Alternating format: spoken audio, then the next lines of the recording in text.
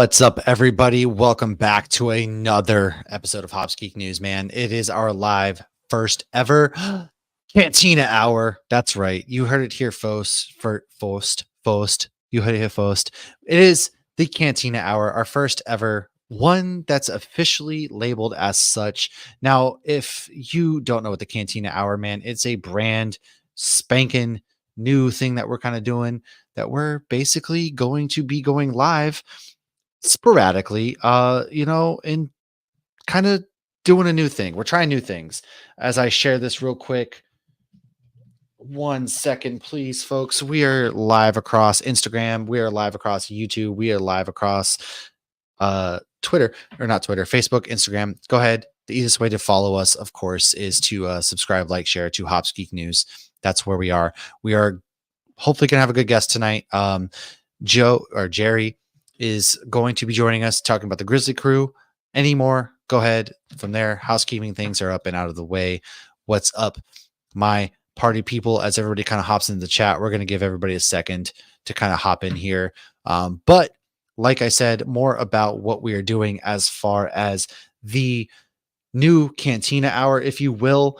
It's a really exciting times, man, for the Geeks Crew. We have kind of thought about how can we give back. Our Patreons, you subscribe to us through patreon.com/hopsgeeknews, and that's the best way to support the show. And everything that comes to us goes right into the show, and it does fun things like this. So how can we do this? Well, the easiest way was to do StreamYard, which is essentially letting us go live to all different platforms and do some cool stuff. And let's start with the beer we're drinking. Lauren, I'm going to throw it to you real quick while I do some housekeeping things to talk about your beer, and let's get the party started. So I'm actually still finishing up the beer I had in our episode that has not come out yet, that will be airing Monday morning, is Tulpa Effect from Tactical Brewing. It's a New England IPA called Cashmere Vic's Secret, and it has Meridian hops as well. Obviously, I did this one for Supernatural because in season 1 you get the Tulpa, and then in season 10 you get the reference, it's not the Tulpa. But I do have one on deck for in a few minutes, and the one I have on deck is from Stacy. Shout out to Stacy. This is from New England Brewing Company, Imperial Stout Trooper. And you can see it looks like a stormtrooper who is wearing one of those ridiculous glasses with the super silly mustache on it. And it says it is brewed in a brewery not too far away and not too long ago. Imperial Stout Trooper is a full-bodied stout with a majestic blend of many malts and hops. Drink it. It's good. It is also 9.5%. So I will be drinking it, but I'm not going to be drinking it just yet because I'm pacing myself and I'm going to finish my Tulpa beer first. Yeah, man. So we're very excited to kick off this Cantina Hour. So let's do this. So let's talk more about this. So it's going to be sporadic. We've been kind of no set schedule, not like, hey, every Thursday night we're going to go live. We're going to do this, right? It's we're going to talk about just low key stuff. We're going to have guests maybe from the brewing industry, maybe the comic book industry. They'll swing through. We have a couple breweries lined up. So if there's a brewery that you really like and really love, have them come our way. Get us in touch. We'd love to have them talk about something geeky and maybe talk about their beer, drink their beer, promote them a little bit. Maybe your local comic book shop wants to come on, talk about their comics and all that things. But it's just basically, man, we're just hanging out. The pre-recorded podcasts we do, our patrons get that early. So if you want early access to that, by all means. Tonight we just recorded a Supernatural episode about Supernatural season 8. And shout out to Ruben real quick in the chat, man. Team Roosevelt's, that's right. I don't have my Roosevelt's on right now like I normally do. That's my bad. You had a Roosevelt's on like 5 minutes ago. I did. I changed, man. I don't know what. I change outfits. That's what I do. I get spicy. Let's get spicy on the Cantina Hour. And I look over and I see your Bruins jersey. It is also... Our guest is 1 second. So, Lauren, if you want to take it away with some beer news real quick, I'm going to make sure our guest is getting in.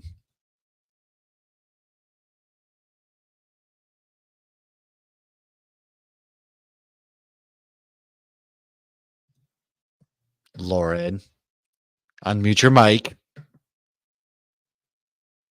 So my recent beer news is about Beer Babes Family. If you're not familiar with who they are a nonprofit that goes around.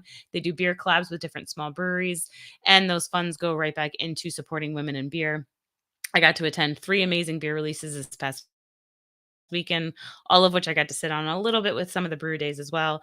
Gatlin Hall Brewing, we did a English mild. Rock Pit Brewing, we did a Kolsch, and then Hourglass Brewing, we did a Mimosa Sour. All came out fantastic. All were super fun releases.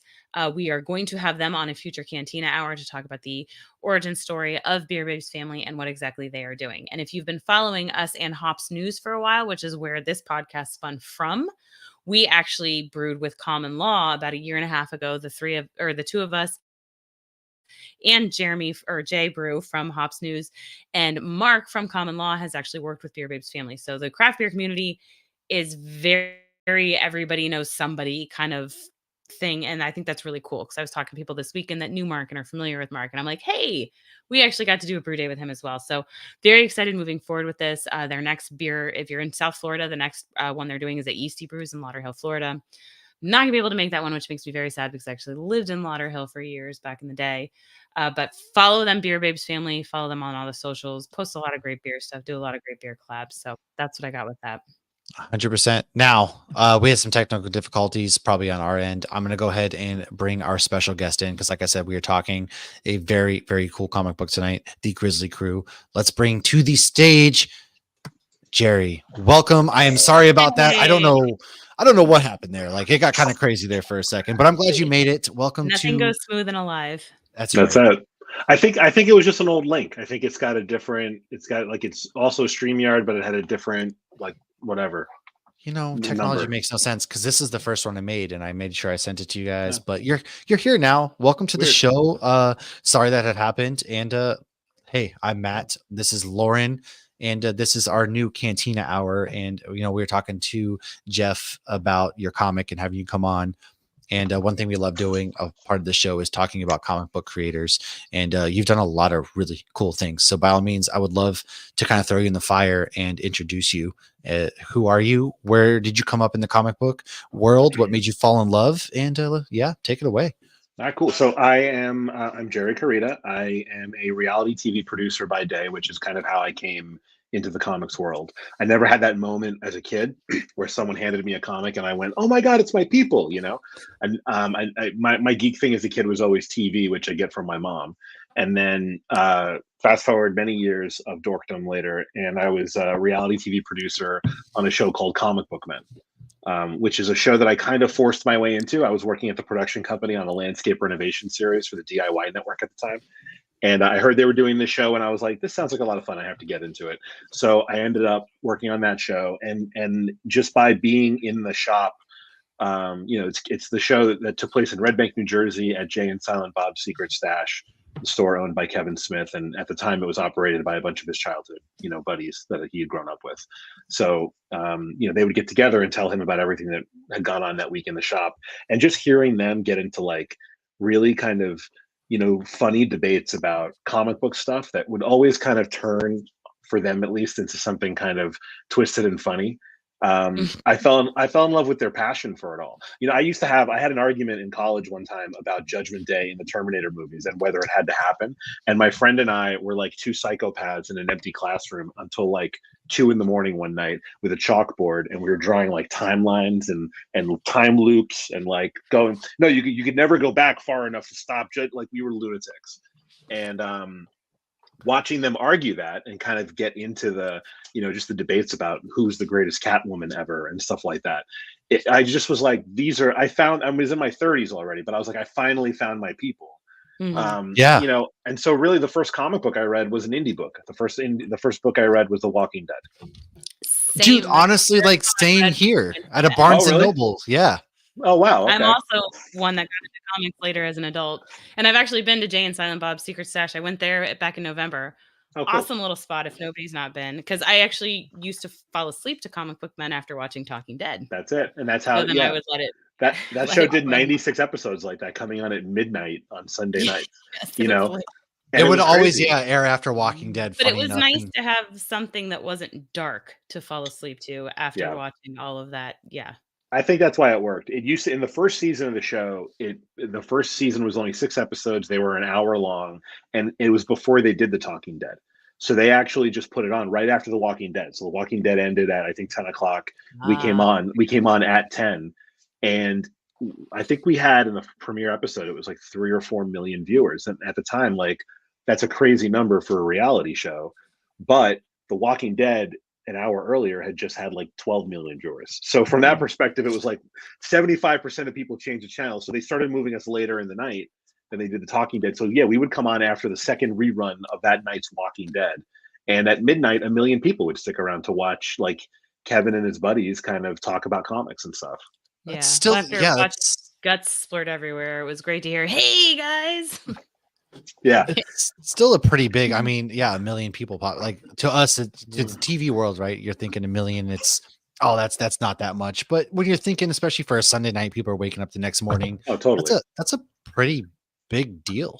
It's funny what you were saying about Kevin doing the thing. Like his, I asked him, so I worked with it on that. I worked on another show with him called Geeking Out, and Geeking Out was him and Greg Grunberg, and they would interview people, and we built like a set in LA, and that was much more of like a talk show format.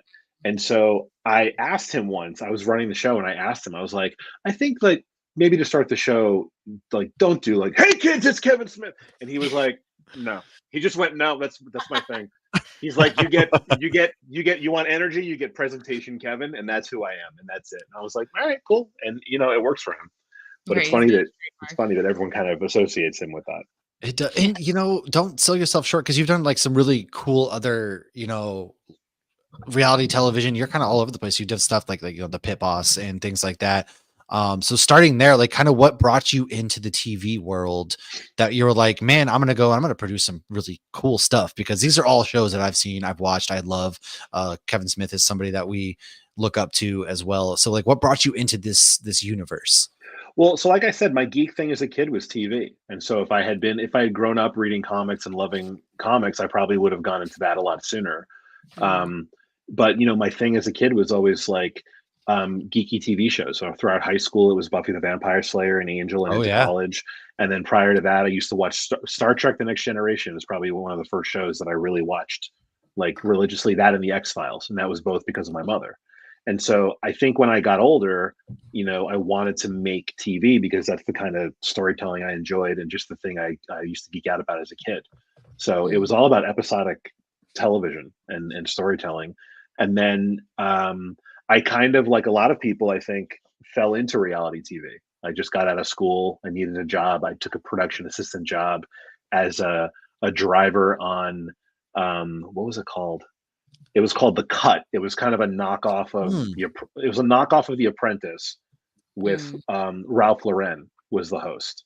Oh, that's yeah. I know what you're talking about. Yeah. Yeah. Like the original idea of The Apprentice was Trump was supposed to do one season, and then every year they would replace him with a different like famous millionaire, billionaire person.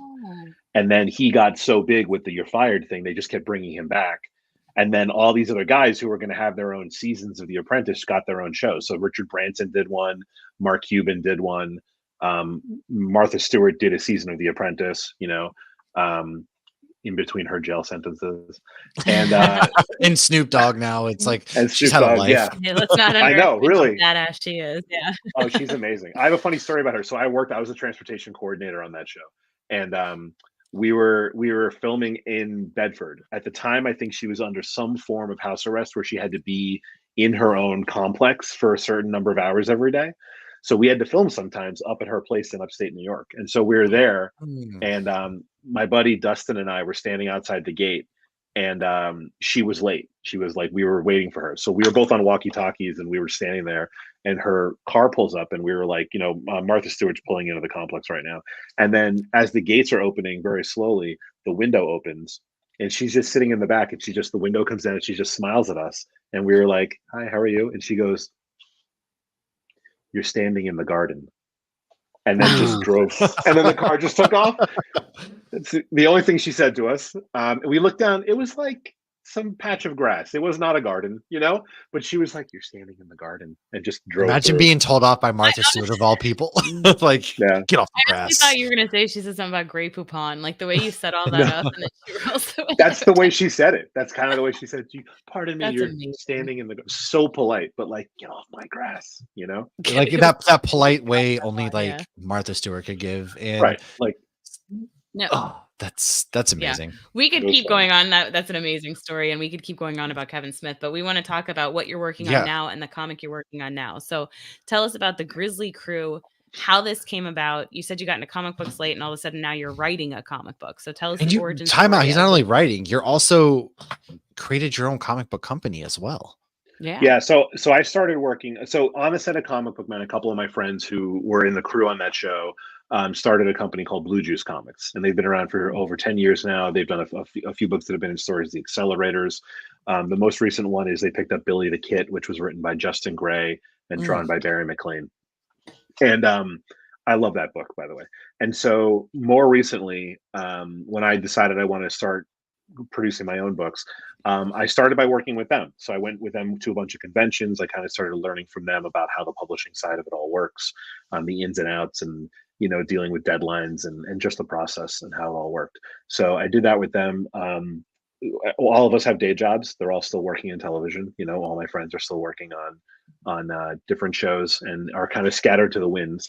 So I started working as an editor on Billy the Kid, and then also on they're bringing back Anne Bonny, which is another book that they have run for a while. So working on those two and kind of bringing those to Kickstarter. And then I started to think I just wanted to have my own thing, that I could print my own books. And if I wanted to take on a project, I could move at my own pace and not be kind of tethered to their schedule. So I started Thorny Comics as an offshoot of my own, television production company, which is Shore Pictures. And from there, I just started working on writing my own stories. So I wrote one called Cicada Samurai. I did a Kickstarter for that late last year. That was successful. I published a book that my buddy Rich Davis wrote called Reign of Dracula, which it's 3 parts. We've done one so far.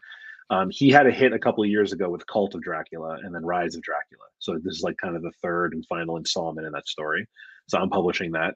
And then now I'm up to the Grizzly Crew. And the Grizzly Crew is a story about pirate bears who protect villages from evil human pirates. And there they are. Yeah, like look at this. How could you not be sold straight off this? Like it looks amazing right off the bat. Thank you. It's very heavily influenced by like cartoons I used to love as a kid. So it's like when we were giving the art direction to my buddy Nick Justice is the artist, we were like, you got to go back and watch Gummy Bears and Tailspin and that kind of thing. That's the kind of Tailspin. Yes. Gummy Bears. Yeah, dude. When I first started, that was one of the first things. Like I came home one night and I'm like, oh my goodness, Gummy Bears is on here. Yeah. Like I forgot that existed. Yeah, I can't, because I would say once every 6 or 8 weeks the theme song pops into my head, and then it's just on a loop for the next couple of days, so I can never forget that it exists. But fantastic one, yeah. But we what happened was so this was like 2 years ago, and it was the day that Midjourney came out, the first time like people could really easily access an AI art generator thing, right? And so I, like everybody else, turned it on and looked at it and tried to figure out, is this the beginning of Judgment Day? Are we all doomed? Like, what's going on here? So I was like messing around with it literally day one. And I was feeding it information about cicadas and samurais because I was thinking about that book at the time. And my then 6-year-old son walked in and was like, what is this? And I'm a moron, so I answer questions when my kids ask. So I go, dude, I was like, same. We all do it. I know. It's like... And most of them, like my other 2 kids, probably would have been like, oh, I said it's an artificial intelligence art generator, and my other kids would have been like, oh, I'm gonna leave now. Cool. Like a great story, Dad. Right, cool. Yeah.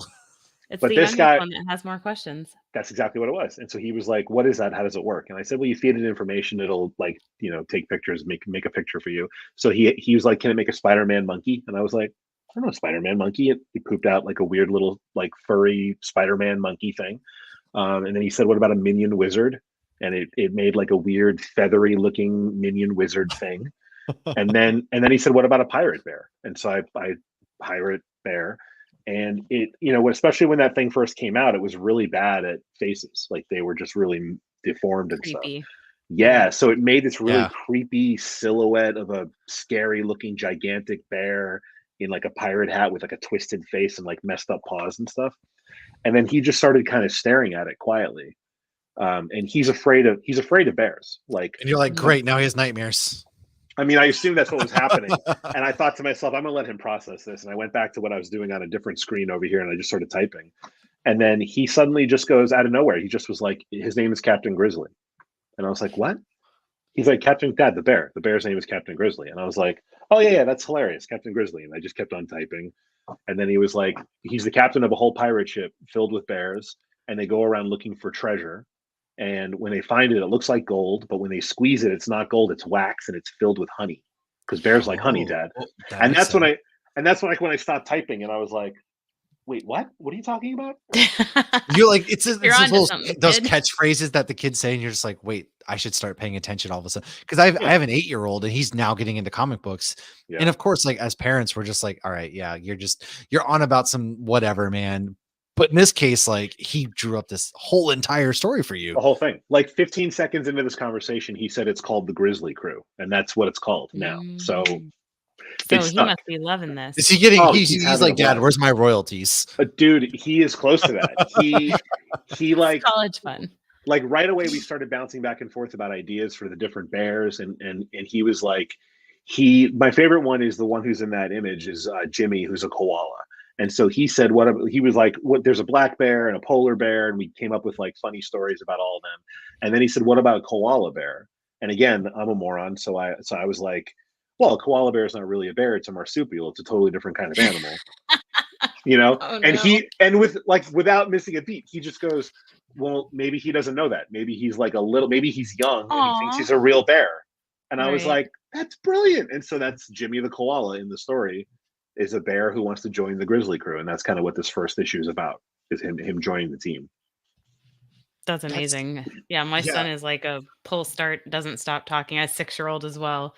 And like I was talking to my husband earlier, and I'm like, I don't know why I started answering. He asks questions that are very good questions that like I never even thought of. And now I have to answer these questions and I don't know the answers. Yeah. So what a great legacy, though, also to leave him, that you're creating this story that he was genuinely part of.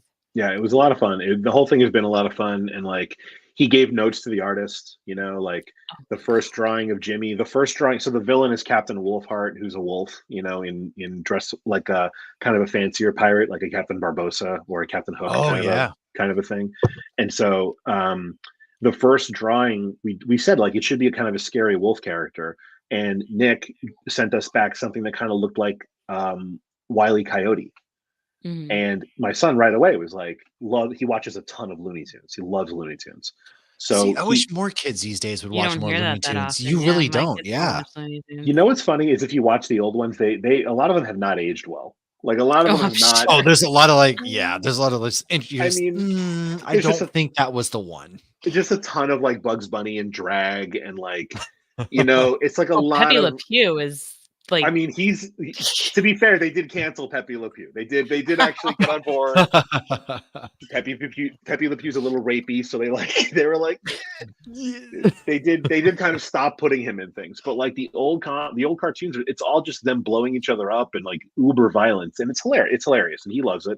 And so he looked at this wolf and he was like, no, that's like, it looks like Wile E. Coyote. That's a funny character.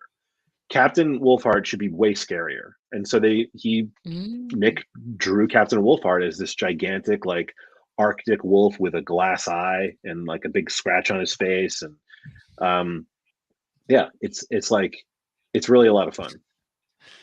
So I gotta ask, that's my mom. My mom wishes. That might be. I mean, maybe, but what's this like? We're too young for Looney Tunes? Is that what they're saying? She must be saying like that's my mom. Guys, look, this is the one time my mom's in the chat. Much younger than I am. I'm not too young. I gotta say though, like, what's it like for you? Now you've created things. You've always kind of like done maybe like the Hollywood side, but then creating comic books, you've done your thing.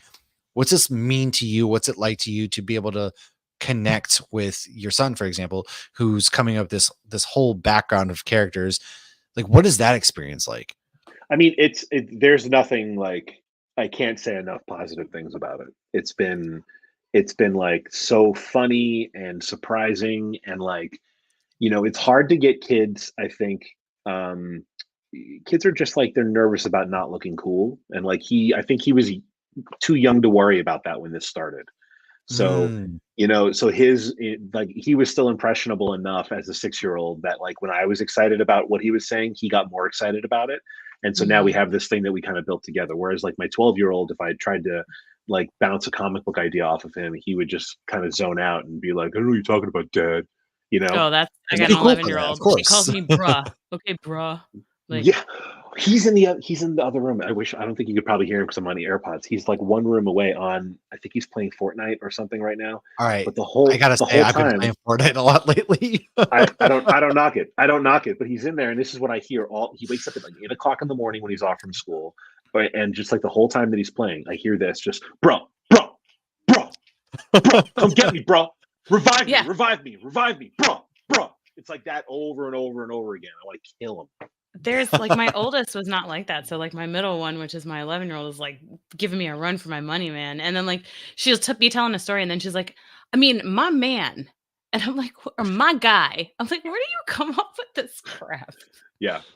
Yep. But no, I love that you feed that into them, because when you get excited about something your kids are doing, yes, it amps them up. And that's so important too, to encourage them. Like if your son's already creating comic book ideas at 6, what's he going to be doing in 10, 20, 30 years? Like that's amazing that you have that support with him and that you guys are creating something together. Yeah, he really does enjoy it, and kind of watching how his mind works, and he's like, he's kind of a pathological liar, and so it's nice that he's putting like a good use to it, like maybe he'll be a writer, Oh my God, my 6-year-old does the same thing. I think we're raising the same children. Well, I think because my 5-year-old, she's also the same. I found, for example, I've come upstairs and it's like, do you have any? She likes to hoard things in her bed. I don't know what this is about, but she hoards markers. She draws on the wall. I'll be walking downstairs and there's marker on the wall. I'm like, I never had this issue with my first child. Her art talent, Matt. Well, I'm like, did you do this? No. I'm like, our dogs clearly put marker in their mouth and ran down the wall because our oldest kid isn't doing that. But it is interesting that the things that works in children's minds in the way, in this case, it was a good thing because now you have a whole pirate crew of bears going on grand adventures. And this kind of leads us to Thorny Comics. How did you start creating your own comic book company? So I just wanted my own thing where it was initially just to print my own stuff. I kind of found, again, I think it's directly because of how I got into comics. Like my first foray again was an indie book. It wasn't like one of the big two. It wasn't, superheroes and stuff like that. So I've always gravitated more towards indie books. And those are increasingly hard to come by. I would say like Image books and things like that. They aren't really indie anymore. You know what I mean? Yeah, I agree. I would definitely say Image is not as much. With the example, Jeff Johns is heading a book or a whole series on Image, and it's like Image is more creative owned, but it's not like you don't think Image with indie, and that's not a bad thing necessarily. No, it doesn't. Yeah, I don't like the labels don't matter to me. It's just that like they have now, kind of a more corporate structure. So there's less calling like them this, indie doesn't feel right. Yeah, it doesn't feel right. Like there's less, I think, risk taking in the storytelling and in kind of what they'll do. Whereas if you have no one to answer to, you can kind of write whatever you want. So I found basically all these people on Kickstarter who I love. That there's this whole like community of writers who've been selling books on Kickstarter and going directly to buyers and collectors and stuff. For years now, and it kind of exploded during the pandemic. I think it like really took off, and it's slowed down a little bit now, but people are still funding their books on Kickstarter. Basically, like if you have an idea and you can find like 50 people or 100 people who are willing to buy it before you print the book, you can make a book. You can make whatever story you want. You don't have to convince every comic book store to take a risk because they can't afford to do that. It's really hard for them to like buy an indie book that they don't know if it's going to be back in 2 months. They don't know if it's ever coming back. So they want to get their readers hooked on a story. They can't do that if you're unreliable, and you can't be reliable unless you're doing it for a living and you're working for one of the big two, or like Image or Boom or one of the big indie publishers. So I kind of just wanted my own thing where I could control my own timeline, put books out on Kickstarter when I was ready. So I built my own imprint, and I named it Thorny Comics. My daughter's middle name is Rose. And so that's why the logo is a rose. And I just thought Thorny Comics. The way I figured it too, if Kickstarter, a very popular thing on Kickstarter is anything with a lot of boobs on it. So if I ever have to pivot and go to Horny Comics, I'm only one letter away. So I'm right there. Well, like how many people are going to be in there like actually drop off the T and it's like Horny Comics, and like, hey, you're close. Like you're going to probably Google us. It's inadvertently, and there they are, and it's that is hilarious. And you guys have another comic book coming out, if I'm not correct, a Scott Snyder-esque comic book. What can you tell us about that one? So I started taking Scott's. He does a writing workshop, writing class He through his does. Yes, we Substack. have a friend who's actually in this one. Okay. Trevor from Pocket Watch Press. For anybody Oh out there, wow. real quick, I want to plug him. He is a student of Scott Snyder's, and Scott Snyder's my Fantastic hero. comic So too. I'll tell you Oh, straight, Scott Snyder's my hero. Yeah, Scott's fantastic, and he's like the most of like everyone in comics for the most part. They're all very welcoming and like nice and like easy to talk to. Like I haven't really met a creator where I was like, well, that guy was a jerk. Like I haven't really had that experience. And all the people on Kickstarter have been so welcoming and like answering questions about how to run your own successful campaign. Like they don't view you as competition. And then so Scott, among all these like superstars of creators, is just like the most gracious guy. And he's the guy who he'll meet you at a convention and then 5 years later he'll remember your name and ask you how your son is doing or something like that. Oh, Like he's so I have a story about that. I'm so sorry. Like that, No, go ahead. you jogged like we were just at MegaCon, and I walk up to carried Scott. around Nocterra for 4 days and didn't We see him, did. and Matt sees him. And I see him. I walk up to him, and so we do comic book reviews weekly for a website, Nerd Initiative. And I walk up to Scott, and I have the hat on. I was like, "Hey, man, nice to finally meet you." Blah blah. He goes, "I know your work," and that just I was like, "What?"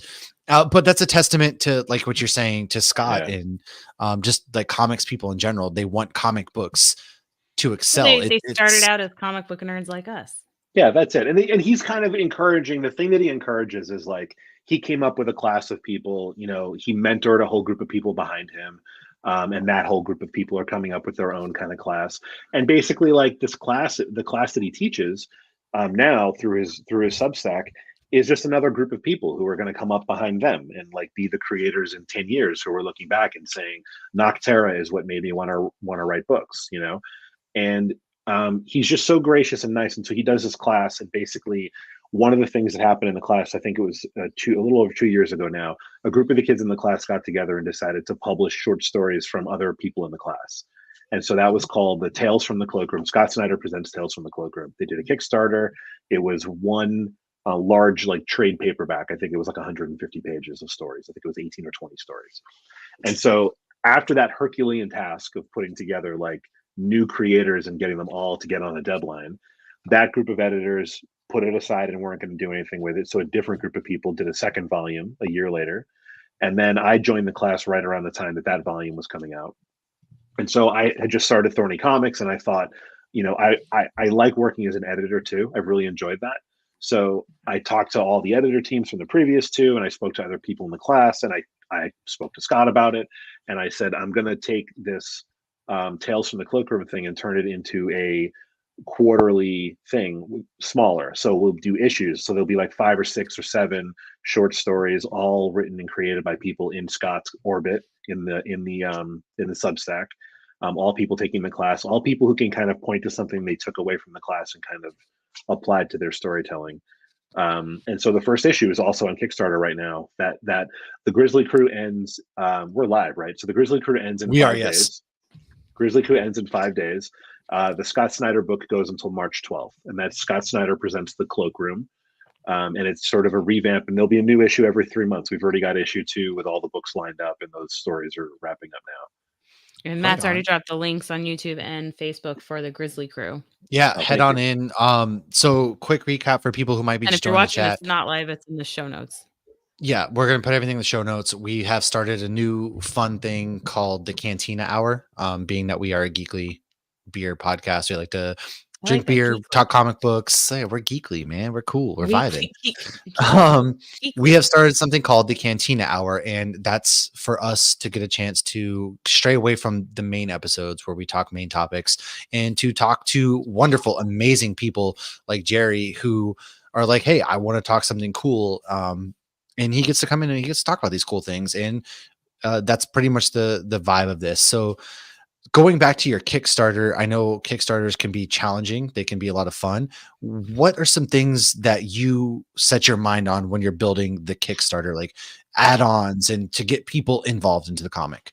So I think it's different for everyone. And like Justin Gray, who did Billy the Kid, which is one of the first books I really worked on, He's a very big Kickstarter person. He has a book. I think the campaign may have ended already, but it was called Blue Geisha. He does a thing called Bleeding Pulp and Spicy Pulp, and another book called Hope, which is really good. But I've been, as soon as I knew I was launching my own Kickstarters, I started reaching out to him for advice. And what he keeps telling me, and what he's always said to me, is every campaign is totally insane and different. Like every single one, you reach a different audience. There's a different group of people who are going to be into it until you have a following of a few hundred people that you know are going to show up and at least think about buying everything you do because you have your own fan base.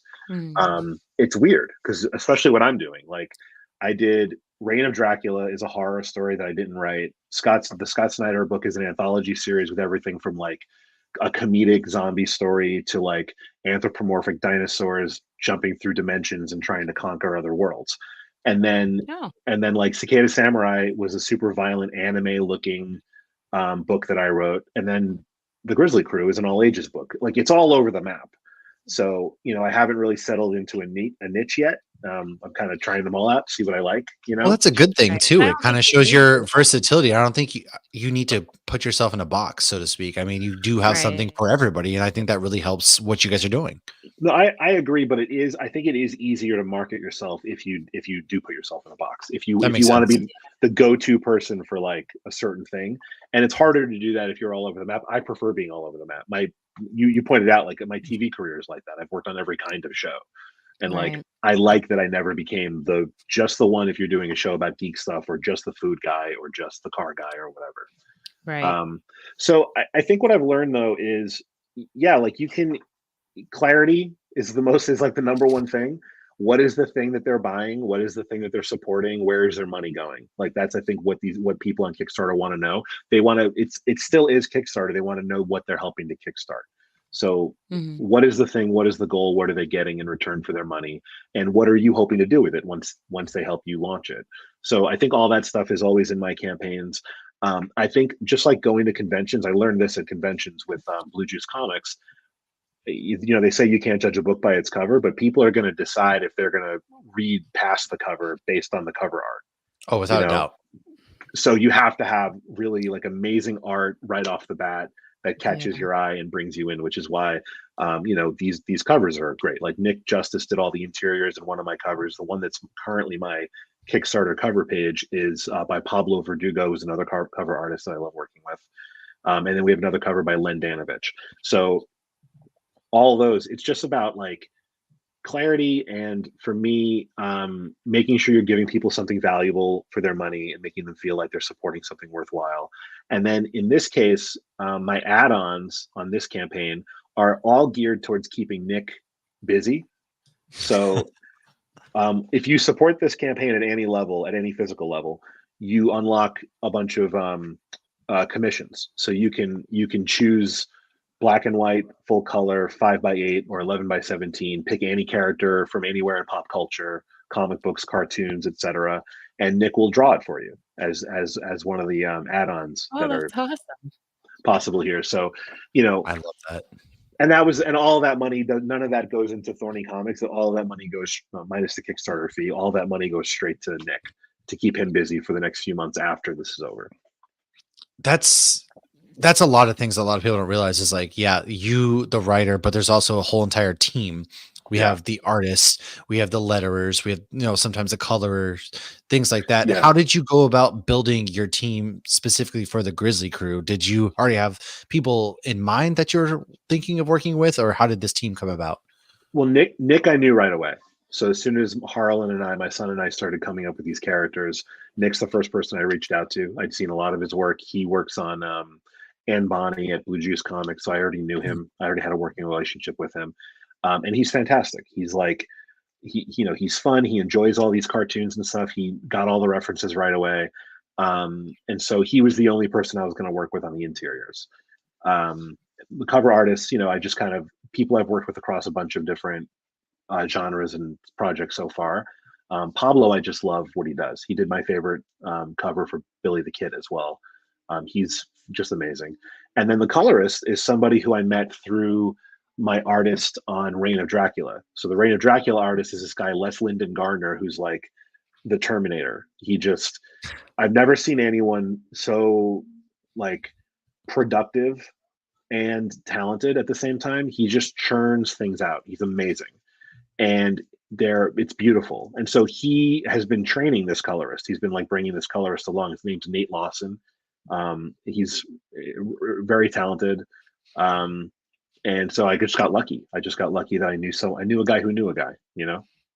That's kind of how the I mean, comic book I feel TV like industry works, right? I mean, that's how world every in general industry now. works. I mean, I got my Yeah. first job at Publix because I knew the kid whose dad was the manager. Otherwise, they Oh, weren't yeah. hiring. So it's really, it's all about who you know and just about every industry. Right. You knew the guy. I knew the guy. That's it. So I just knew someone who knew someone, and I made a connection, you know? And then I just want to bring this up, and my cousin is also a comic book writer. And so throughout all the process of all these things, I've always texted him and reached out to him, and he's always been incredibly like supportive in answering my questions. Everything, basic thing from like, what does a letterer cost, to can you give me this guy's email address? And him going, no, I'm not going to do that. So my cousin is James Tynan, and so yeah. So all the news this week about what like his new thing, the Tiny Onion. Yeah. So Tynan is my mother's maiden name. That's the connection. His father, my mother, James Tynan Jr. was our shared grandfather. That's So I like how you just casually man. You somebody, guys are like comic book geniuses. Just runs in the blood at this point. Somebody asked me recently if the 4 was real because he's James Tynan the 4th, and they were like, right. did he just add Roman numerals just to be like an idiot about it? I was like, no, there was a James T. Tynan the 1st. That today. No, you couldn't get away with it. No, not for sure. But he also, he answered a million of my questions, and like was very patient when I had all these like really beginner questions, when he was already the guy who created Something Is Killing the Children and the Department of Truth and stuff like that. So very, very nice to his dopey cousin. I mean, dopey, but like, well, maybe he should have handed you a comic book earlier. You know what? I blame him. To be fair, around the time I was working on Comic Book Men, that's when he started writing. So he was I think he was doing the backstories. Like he met Scott in college. I think Scott was in like a professor in residence or an artist in residence at Sarah Lawrence, where James went to school. And, I think Scott was working on what later became American Vampire. And so they started talking about that together. And so I think he had just started working at DC when I was doing Comic Book Men, or like shortly after that, he was writing the backstories about Alfred's backstory before he took over Batman and co-created the Talon and all that other stuff that he did. Oh yeah. So he used to come down. He would come down. Mike and Ming on Comic Book Men did that podcast for a while. I Sell Comics, and I think James came down twice with me to be on the show. So that was when he first got started. So in a way, he kind of did hand me, like, I did start reading Batman because he was writing one of the Bat books at the time.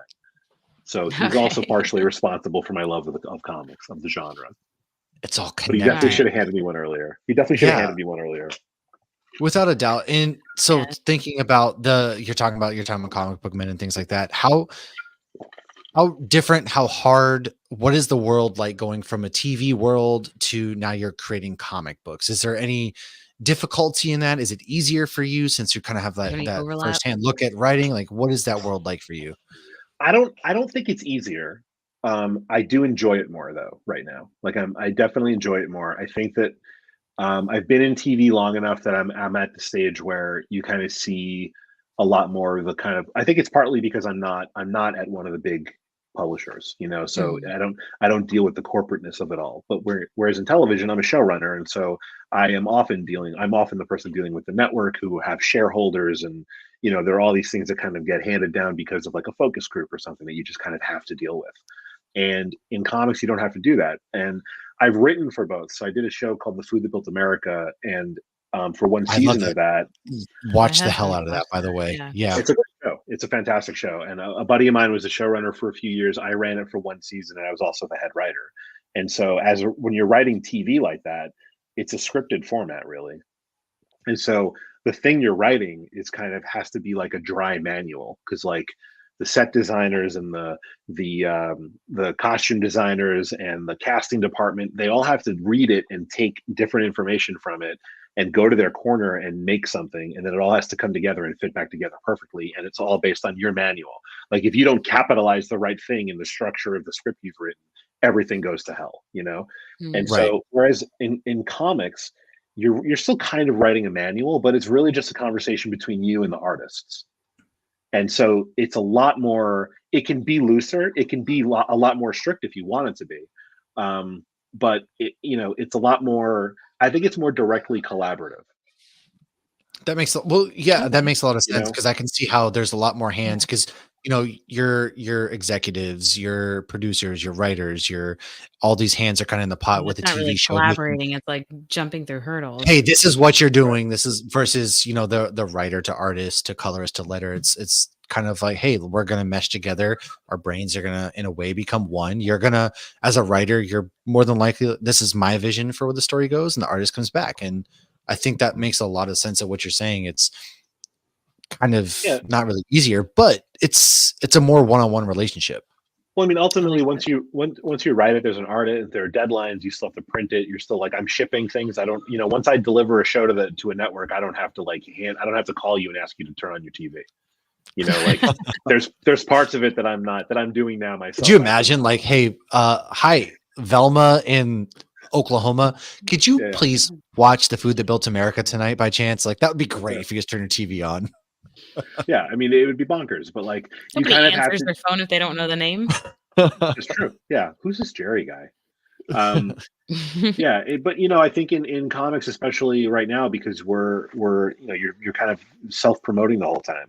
Especially if you're doing it the way I'm doing it, you kind of have to talk about it. Like, here we are. Let's talk about it a lot. To kind of You're with let people schmucks know like that I'm us here. on a random Thursday night. Yeah. I mean, I'm not putting the book yet into Diamond distributors, and there's no way for your comic store to get a hold of it yet. There are actually retailer tiers, so there is a way for your comic book store to get a hold of it. Just Ooh, if anyone out there is a comic shop owner, I actually, just to put this out there, I worked really hard on the retailer tiers. I saw other campaigns were doing them, and they're very unpopular. Nobody, like, there aren't a ton of shops buying books from Kickstarter, and so one shop reached out to me on a previous campaign and just explained, so nice, like explained the whole business to me, and was like, when we order a book from Image, we literally are buying it from Image for like less than half the price, the cover price, and then so the margin is like this much money. It's really not a lot of money that they make on per book. So for them to take a risk on something, it has to be really priced well. So both of my retailer tiers are 55% off the cover price, and the cover price itself is also not that bad. So if you want 10 copies of the book, you can do that for, I think, $45. Oh, wow. That's actually really, for 10 copies, that's really good. I feel Yeah. like personally, and that's kind of, you're right. The margin for comics is a lot more difficult. A lot of people don't realize that. And to me personally, if I see a comic that's like $5.99, I'm like, actually, that's pretty cheap. But I know not everybody thinks that way. So it can be really difficult. And so that's kind of cool that somebody really broke it down for you and was like, no, here's the deal. Here's our margin of error. Here's what you need to do. And so to bundle it all together. And since you've kind of have bundled it together, have you seen a little bit more success in that aspect? Like 10 comics for 45? A few. I can tell you right now how many people have picked it up, but there have been a few retailer shops that have ordered it. I know one who always supports me is Nirvana Comics in Knoxville, Tennessee. Oh, okay. And Mike Zabsik at the Secret Stash, Jay and Silent Bob's Secret Stash. Oh, that's awesome. He picked up my Cicada Samurai one, but I can look up and kind of see. Give me a second. Yeah, because I've never seen anything like that at my comic book shop. But yeah, that makes complete sense. It's just a small investment, and I mean, really, with it, the comic book's amazing, and the marketing is going to go word of mouth. So I have two backers. So I have two retailers have bought 10 copies each, and then I have two retailers that have bought 20 copies each. Oh, I see. I'm of the mindset it's very easier because I don't run a comic book shop. But in my mind, I kind of wish if I did own a comic book shop, I would have, maybe by the register, Kickstarter specific or creator owned comics right there, and that gives somebody a chance. Because like yourself, you didn't pick up a comic book until you started working on a comic book centric show. Kids these days, there's a lot of like my kids are very open. They go to comic book shops. They know what it is because I'm a nerd. I read them, but not everybody's like that. So I wish there was a better avenue because I feel like there's a lot of really good stories out there. And we've kind of talked about, and maybe you feel the same way. Do you think that like creator owned comics are kind of the future of comic books? Because I know the big two are out there, sure, but there's so many really big creators, like James and Scott, and even Jeff And Johns. we They're all wonder if we're going in that bubble where we think that that's coming about, but other people might not, that are not in exactly. the bubble that we're in. Yeah, I mean, I feel like I don't know what it is. I don't know what the future is because I think it's definitely the combination of the pandemic and Mhm. digital. It's just like and the social media of it all. Like the fact that I can go on Kickstarter and make a comic for if I can get 100 people to like it, and there are a few people who consistently get 300 or 400 people to like it, and those books aren't going to necessarily get picked up by like a more traditional publisher. But if you can, there's also a million more conventions than there ever were. you Oh know yeah, Right. there's so a you can convention for everything. so if you've got something, if you're able to market yourself a little bit and you have a ground game and you know how to use the internet, I feel like anyone can do anything now. And Mhm. so, I think comic shops, I like the idea of like that, what you just suggested, like that there's something at the front that's a creator owned area, or more like this is like taking a risk, try something new kind of a space. Whether it's Kickstarter, Indiegogo, Zoop, like there's a bunch of different platforms that are coming Yeah, around. that's true too. Backer Kit does its own fundraisers now. You can kind of do this in a bunch of different places. And I don't know. The evolution is it's moving so quickly. Like it was only a few years ago that if you wanted to sell your book almost anywhere, you had to have an account through Diamond Distributions, and it had to go into comic shops. And like Mm. that direct route is just not what it is anymore. The big two aren't even necessarily selling through Diamond to stores anymore. There's competition there. So it's all kind of changing and evolving. I don't know where it's going. I think comics will always be a thing, whether they'll be digital or whether like we'll continue to have 22-page floppies every month. I don't know. I'm not afraid of it though. Like, people will just write the stories differently.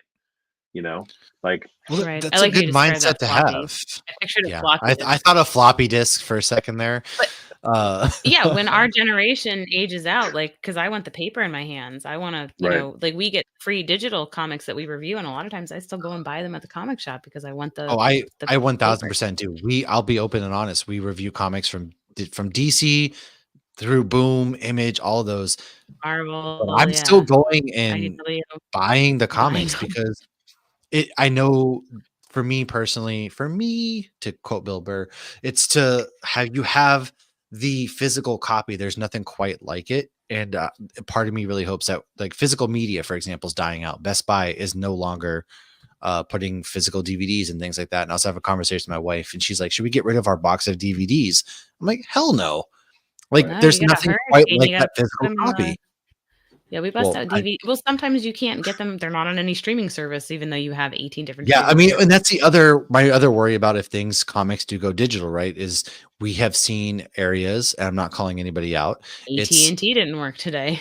I mean, yeah, and they just decide to just, hey, this is never going to release. We spent Right. $45 million, and so I hope there's always going to be a physical space out there.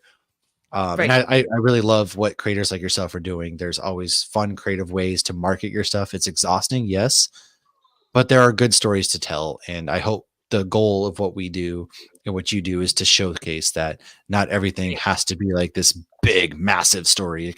This is fun, man. That's what Yeah. comics are. They're Or fun. or the big massive stories might be the way it goes. Like the a lot of the indie places are. I can't remember which one, but I know there was waves a few months ago where one of them said that we're going to do issue one, and then we're not going to bother printing most of these other issues until we get to the trade paperback. And that's just Mhm. because of the way people buy them. There's a Right. huge drop off from issue one to issue two on every book, no matter who wrote it. There's a huge drop off.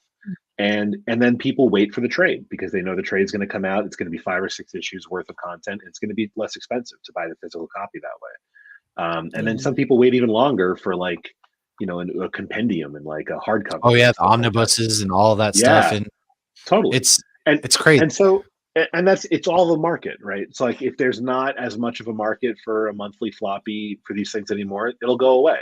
And they'll come up with some other way to deliver those stories though. Like the stories aren't going anywhere. It's Right. Yeah, just the precise format. The size of the comic has changed a dozen times already. You know what I I mean? mean, yeah, Comixology is on Kindle, for example, which is something I never thought would ever in a million years happen. It's a Kindle, you read a book, but here we Right. are. And Yeah. But I I mean, love the advantage of digital, though, is you can reach an audience that you might not be able to reach with the physical copies.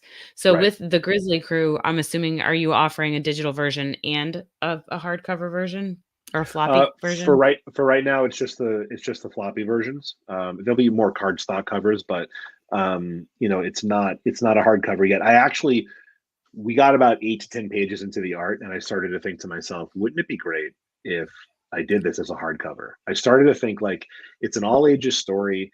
A lot of all ages books don't do that well on Kickstarter, but I found a few that did, and the ones that did printed in a smaller format, sort of like the size of like a Dog Man or you know, kept it Oh under yeah, face book. yeah, yeah. So I bought a book a couple of months ago through Kickstarter called Grizz Grobus, and it came on this. It was this beautiful fabric embossed like bound book that was hardcover, and it was the whole story was in there. So it wasn't issues; it was like 130 something pages.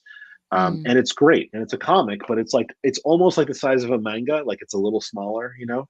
But I think it was like 8.5 by 6.5, and I loved it. It was like a great little book for the shelf and everything. I thought this might be a good format to do Grizzly Crew in. And I almost changed gears and did that and said, let me just not let's not print it until I've done the whole arc and do it as one book. And then I thought I can do that later. I can still print it as a hardcover later after I do the Mhm. book. Let me see if anybody cares about this story enough to even get one issue through out the door That makes before I sense. spend a Right. year Yeah. writing it. Yeah. You know, Step by step. Well, I think too, a lot of all ages, like kids are very just they don't care. They don't take care of things the way that you and I might put it on a shelf. And so that right, a hardcover is going to last longer. And so if I'm buying my kid a book, yeah, I'm going hardcover 1,000 times over. right. Um, and that's just the way we think. Again, we live in a bubble. I like to call it the nerd bubble that we all kind of live in. It's hard finding your ways out of that, Yeah. without a doubt. And so to kind of wrap this all up, I know that we kind of started a little late. I apologize. That's my fault in the link.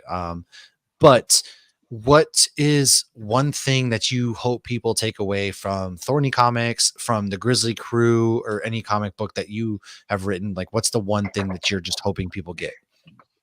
I hope people find a way to connect to it. You know, I think the one thing I work hard on for all the ones that I've written is, you know, I'm a parent that comes through and all of it, all the stuff. This is kind of what I took away from Scott's class too, is that, you know, there's that old thing like write what you know. And it doesn't mean like write stories about worlds that you know or things you know, but just like the characters have to kind of, you know, be Be representative relatable. of you or, yeah, and people you know.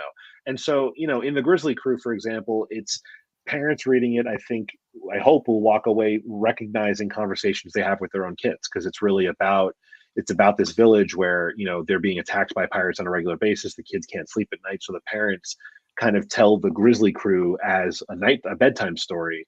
And then that story gets out of hand depending on which character in the story is telling it, dad or mom. So it kind of it changes, you know, depending on who's telling the story.